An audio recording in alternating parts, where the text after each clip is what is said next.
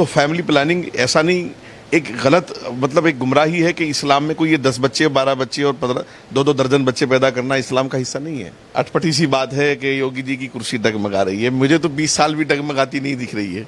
समाजवादी बेचारी विपक्ष में आए, ये भी उसके लिए बड़ी बात होगी। यूपी का मुसलमान तो बहुत ही चालाक है, बहुत होशियार मुसलमान है। वो समाजवादी की गोद में 90% बैठा हुआ है। 10% बचा खुचा वो कांग्रेस के कुछ वफादार मिलेंगे, कुछ बहन जी के वफादार मिलेंगे, कुछ एक आध जो है पीस पार्टी का वफादार मिलेगा क्षेत्र में, कुछ इस तरह। इसलिए वहां ओवैसी के हाथ बहुत कुछ आने वाला नहीं है।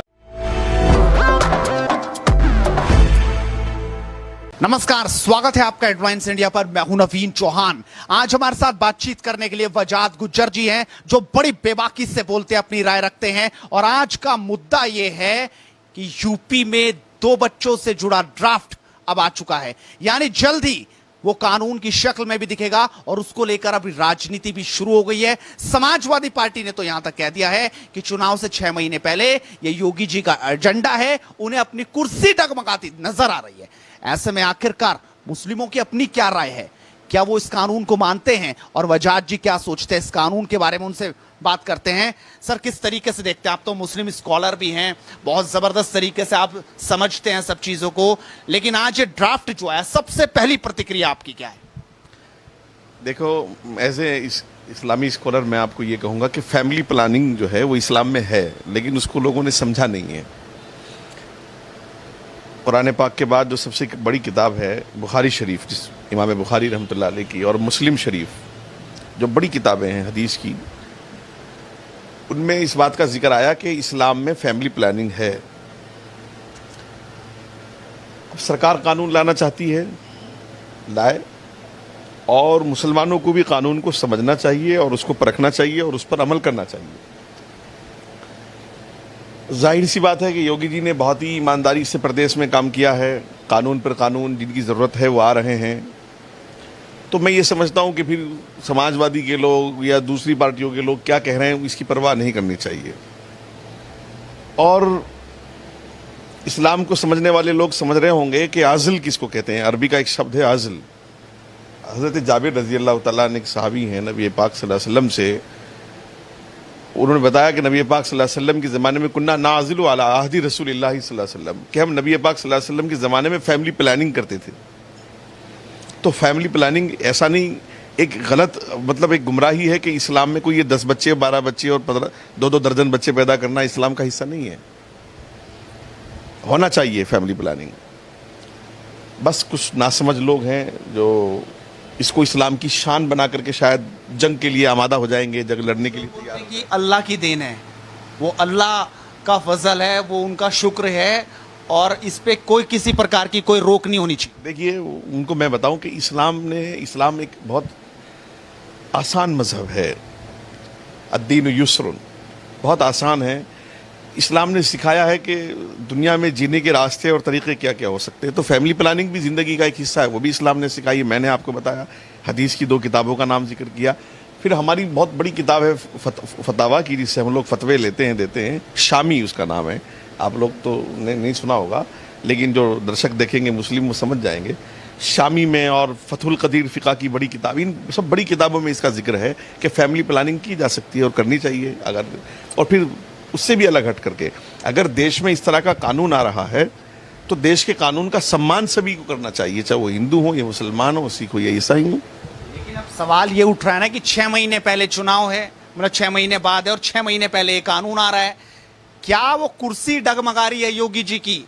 उस वजह से कोई डर था कि ध्रुवीकरण हो जाए वोटों का, खुश हो जाए कुछ लोग और वोटों में तब्दील हो जाए, जीत मिल जाए? दरअसल ये तो खैर बहुत ही अटपटी सी बात है कि योगी जी की कुर्सी डगमगा रही है। मुझे तो 20 साल भी डगमगाती नहीं दिख रही है। समाजवादी बेचारी विपक्ष में आए, ये भी उसके लिए बड़ी बात होगी। बाकी ये कि चुनाव से एक मुख्यमंत्री हैं, वो फैसले पर फैसले होते हुए आ रहे हैं। अगर चुनाव से एक दिन पहले भी कोई फैसला होता है उसका भी स्वागत होना चाहिए, क्योंकि उसकी वजह यह है कि मुख्यमंत्री का ही काम यह है कि वो स्टेट में अपनी चीज़ें लाएं सामने लोगों के। कानून विधानसभा में, असेंबली में बनते हैं, और सब वहाँ एमएलए एमएलसी सब उसको पास करते हैं और वो सब बाहर आता है। तो वो एक दिन पहले बने या 1 साल पहले बने या 10 साल, उस पर सवाल करने वाला तो कभी भी कर सकता है। ये कोई सवाल ही नहीं है कि 6 महीने पहले ये चुनाव के वक्त में ये सब काम हो रहे हैं, ऐसा कुछ नहीं होता। अब एक और बात चल रही है कि नागरिक संहिता, ये कानून भी जरूरी है। आपको क्या लगता है कि अब ये भी होना चाहिए या फिर ये चुनाव से पहले की ये बातें सिर्फ चुनाव से जुड़ी हैं? देखिए, ये मुल्क डेमोक्रेसी का है और यहाँ राय देने पर और विचार रखने पर टैक्स नहीं लगता है। कोई भी रख सकता है। ये ऐसा देश है कि यहाँ लोग प्रधानमंत्री को गालियाँ देते हैं। ये ऐसा देश है यहाँ मुख्यमंत्री को गालियाँ मिलती है। एक रिक्शा चलाने वाला एक प्रधानमंत्री पर टिप्पणी कर रहा होता है। तो मुल्क को चलाने के लिए सरकार को जो अच्छा लग रहा है, मुल्क की सुरक्षा को लेकर, मुल्क के तहफ़्फ़ुज़ को लेकर, मुल्क की सिक्योरिटी को लेकर, वो सब काम सरकार को करने चाहिए और बिंदास करने चाहिए, जैसा कि मोदी सरकार कर ही रही है पिछले 7 सालों में। कोई एक मुद्दा मुझे बताइएगा आप, 370 से लेकर जो पिछले 40-50 साल कश्मीरियों ने और यहाँ की सरकारों ने देश में एक माहौल बना के रखा 370 को लेकर के, बड़े बड़े चुनाव हो गए। तो इस सरकार ने 370 हटाने में कोई देरी नहीं लगाई है। इस सरकार ने ट्रिपल तलाक पर कोई देरी नहीं लगाई है। इस सरकार ने अलगाववादियों को सजा देने पर कोई देरी नहीं लगाई। अलगाववादी सब जेल में हैं, सब एनआईए की गिरफ्त में हैं। जबकि ये हुआ करता था कि उनको अलगाववादी वो कश्मीर बंद करके बैठते थे तो सरकारें उनको फंड करती थी उल्टा, तो वो उधर से भी खाते थे और इधर से भी खाते थे। तो ये सरकार तो चाहे वो माननीय मोदी जी की सरकार हो या यूपी में योगी जी की सरकार हो, फैसलों की सरकार है, ताकत की सरकार है और बिंदास सरकार है। मुल्क की सुरक्षा और सिक्योरिटी को लेकर कोई समझौता कहीं होने वाला नहीं है। इसलिए सवाल तो लोग करेंगे और करते रहने चाहिए। मुस्लिम स्कॉलर है, लगातार लोगों के बीच भी आप रहते हैं, धार्मिक चीजें भी आपको बहुत अच्छे से पता है, लेकिन एक सवाल ये था जो लगातार पिछले 5 साल पहले जब 17 में योगी जी गद्दी पर बैठे थे तो एक ये था कि एक डर है, वो डर है, वो डर है, वो बात चलती रही। वो डर गया कि नहीं? अभी आपको क्या लगता है कि वो डर जा पाया या अभी भी डर बना हुआ है, अभी भी टारगेट किया जा रहा है मुस्लिमों?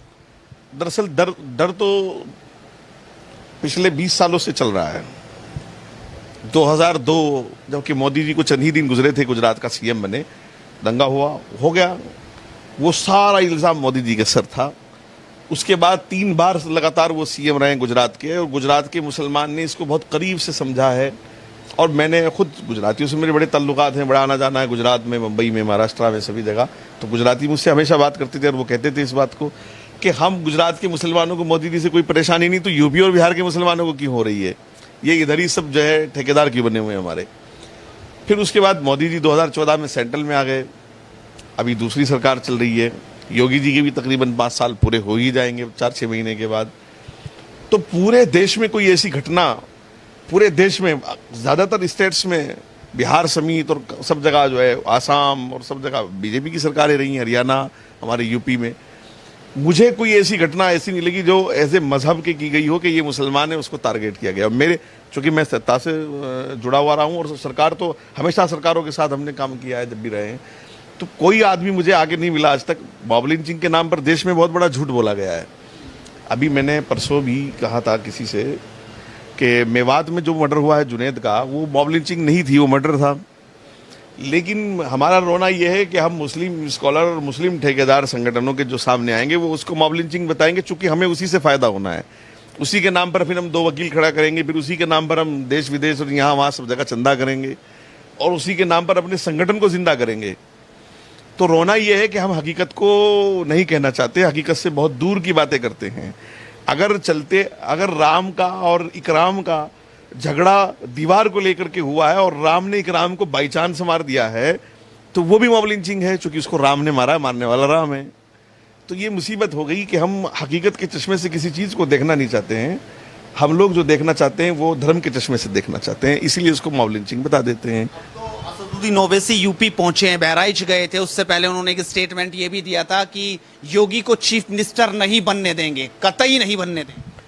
तो बनने क्यों दिया? उनको तो कॉन्स्टिट्यूशन ने, लोगों ने, वोटर्स ने, पब्लिक ने उनको सीएम बनाया। असदुद्दीन ओवैसी कौन होते हैं बेचारे? असदुद्दीन ओवैसी का मसला ये है, असदुद्दीन ओवैसी यूपी में अब अपनी पार्टी को मजबूत करना है, वो कह रहे हैं कि हम दावेदार हैं। यूपी का मुसलमान तो बहुत ही चालाक है, बहुत होशियार मुसलमान है। वो समाजवादी की गोद में 90% बैठा हुआ है, 10% बचा खुचा वो कांग्रेस के कुछ वफादार मिलेंगे, कुछ बहन जी के वफादार मिलेंगे, कुछ एक आध जो है पीस पार्टी का वफादार मिलेगा क्षेत्र में, कुछ इस तरह। इसलिए वहाँ ओवैसी के हाथ बहुत कुछ आने वाला नहीं है, और ना ओवैसी की कोई वहाँ कुछ ऐसी बहुत परंपरागत सीटें हैं कि जो ओवैसी वहाँ जीत करके आएंगे, ऐसा कुछ नहीं है। जाना चाहिए, और एक सियासी पार्टी है उनके पास, उनकी भी एक विचारधारा है, ट्राई करना चाहिए, इसमें क्या। जी ने भी चैलेंज एक्सेप्ट कर लिया। आपको लग रहा है कि 22 में फिर से ताज उनके सर सजेगा? सजा हुआ है, ऑलरेडी सजा हुआ है, उतरेगा ही नहीं, सजेगा तो जब जब उतरेगा। 22 में भी सजा हुआ है और आगे 27 में भी सजा हुआ है, कोई बहुत बड़ा मसला नहीं योगी जी के लिए। दम है वो योगी में कि वो 22 में फिर से आ पाए? मुझे, आप पूरे देश में जाइएगा, हमारे कई मुख्यमंत्रियों को मैं बताऊंगा जिनको मैं पर्सनली जानता हूं। जैसे हरियाणा के मुख्यमंत्री श्री मनोहर लाल खट्टर हैं, और योगी आदित्यनाथ जी हैं। आप मीडिया के लोग हैं, आप मुझे लाके बताइए कि इन दो मुख्यमंत्री को मैं बहुत पर्सनली जानता हूं कि इन्होंने कोई करप्शन किया हो, या इनके नाम पर हजारों करोड़ और सैकड़ों करोड़ की लूटें की गई हो, या इनके नाम पर वसूलियां हुई हो। और मैं बताता हूं पिछले मुख्यमंत्रियों का क्या हाल है कि जन्मदिन से लेकर मरण दिन तक, जो घड़ियों से लेकर के और ताजों तक, और ताजों से लेकर सोने और हीरे तक क्या क्या इकट्ठा करते थे। आप बताइए कि योगी जी की कोई एक मिसाल मुझे कि योगी जी ने किसी ने मट के लिए उनको चेक दे दिया हो, कोई मिसाल नहीं मिलेगी। ये इंतहाई ईमानदार, पावरफुल, बहुत एनर्जी वाला मुख्यमंत्री है।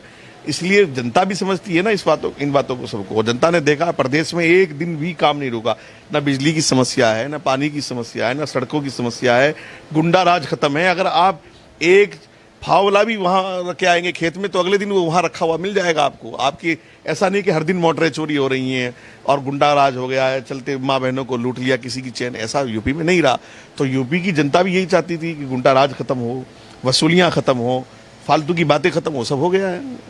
आखिरी सवाल, मतलब आपको अब क्या लगता है, इधर प्रियंका गांधी भी लगातार मैदान में है, वो लगातार दौरे कर रही है, वीडियोस लगातार पोस्ट कर रही है यूपी की, अखिलेश यादव भी लगातार अब निशानेबाजी में, ओवैसी भी मैदान में, मायावती भी लगातार कह रही है कि गुंडा राज है, हिटलर शाही है।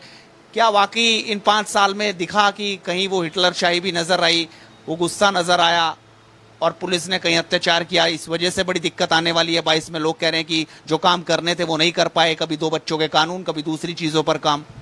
दरअसल रोना इस बात का है कि बहन जी और समाजवादी वालों के जितने गुंडे पाले हुए थे, चाहे वो मुख्तार हो, अतीक हो, ये जितने भी लोग हों, सबका इलाज तो योगी जी ने किया है। वो इनके गुर्गे थे, इनके वोट बैंक को थामे हुए थे, परंपरागत वोट को इनके थामे हुए थे, इनके अच्छा हिसाब किताब इनका था सब कुछ। तो इसलिए चिल्लाने से कुछ नहीं होगा। और इंदिरा गांधी और प्रियंका गांधी तो बनी बेचारी दोनों बहन भाई दौरे के लिए, दौरा करना ही है उनको। जिस रैली में उनको 10,000 आदमी सुनने आते हैं, देखने आते हैं, वहाँ उस बूथ पर उनके 50 वोट निकलते हैं, चाहे कहीं हाथ देख लीजिएगा। तो ये कोई बहुत बड़ा मसला नहीं, इनके दौरों से बहुत कुछ होने जाने वाला नहीं है। चुनाव एक हमारे देश का डेमोक्रेसी का हिस्सा है, वो होना है।